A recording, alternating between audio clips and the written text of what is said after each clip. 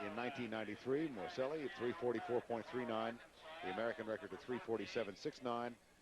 And the meet record by Tom Byers. And the favorite here, Craig, would be Steve Holman. Steve Holman not only is the favorite, he's put some pressure on his shoulders by predicting that he can break 350 in this race. So he says he wants to break 350 in this race. No American has ever run, no American or anyone from any country has ever run under 350 for the mile outdoors on American soil. I find it just extraordinary that the fastest outdoor mile here was run in 1967 by Jim Ryan. 351.1. That was a world record at the time. As we take a look at Holman, Holman hasn't had an easy go of it. His luggage was lost. He had to borrow all the equipment you see him wearing. Who did he borrow it from? Were you a factor in all this?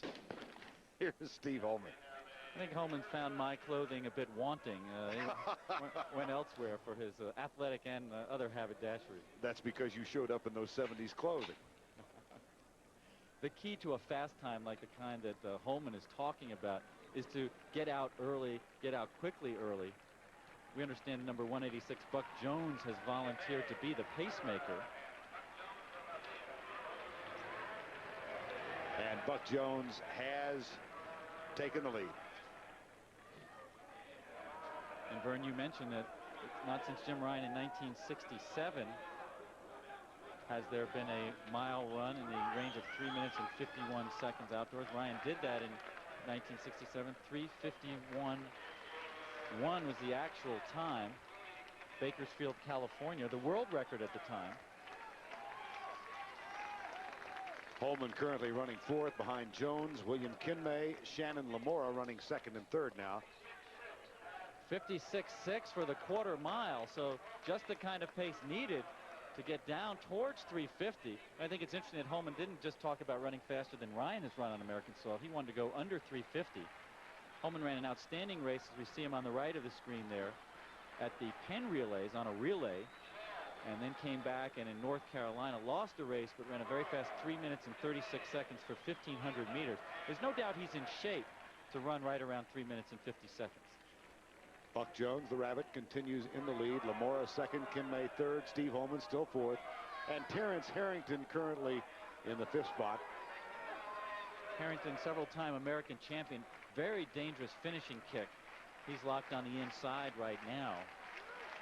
And I think a lot of what led to Holman making this somewhat bold prediction or goal for the race was the Prefontaine legacy as they went through just over 1 minute and 56 seconds. So the pace starting to slip just a little bit. He really feels imbued with the Prefontaine legacy, he told me, and in part a sort of legacy of athletic excellence.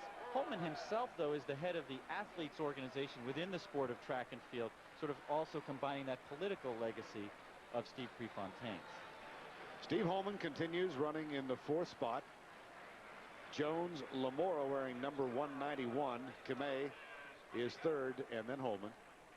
And as this pace starts to slow just a little bit, it's now just going to be a race, and quite a few people still in it, as you can see. Jones drops off. So Lemora in the lead. Lemora, 25 years old, ran for Oregon, so he's quite familiar with Hayward Field. And he's in good shape, ran 3:39 for 1,500 meters. This is not where Holman would like to be, though, all by himself. Right out in front there. Steve Holman, the 25-year-old, ran for Georgetown. I went and saw him do what he calls his psych workout last Saturday at Georgetown. Ran 3 outstanding quarter miles. That's supposed to give him confidence to be able to sprint over this last lap. And he's just easing into his sprint. He's not all out right now. Matt Giusto currently running in third, and he's taking over Lemora now. And Herrington, who will lag in the back, is moving up on the outside. Herrington won the Nationals last year, ranked number 2 in the U.S. behind Holman. And this is a good matchup for these two. Herrington, the great come-from-behind runner. Holman likes to run a little bit from the front. He's putting the pressure on Herrington now. It's Steve Holman and Herrington from Clemson. And Holman maintains his lead. And here comes Steve Holman, who has captured first place in the Prefontaine. Unofficially 3:52.89. One of the fastest in years in the United States. So he doesn't run that fast as ever on American soil, but he gets an outstanding time in spite of losing his luggage. We'd mentioned the airline, but we all have to get out of here. Steve Holman. We can tell you without a doubt, ladies and gentlemen, before we even get the official This is a very intense race for Steve Holman. He wanted so much to have that fast time. The race didn't turn out as he wanted. He had to take the lead with more than a lap to go. And you see the intensity as he comes down the home stretch, drifts out into lane 2, and takes a look at the time. He knows it's a good one. Holman, the man they've been calling the next great American miler, fulfilling some of that promise here today.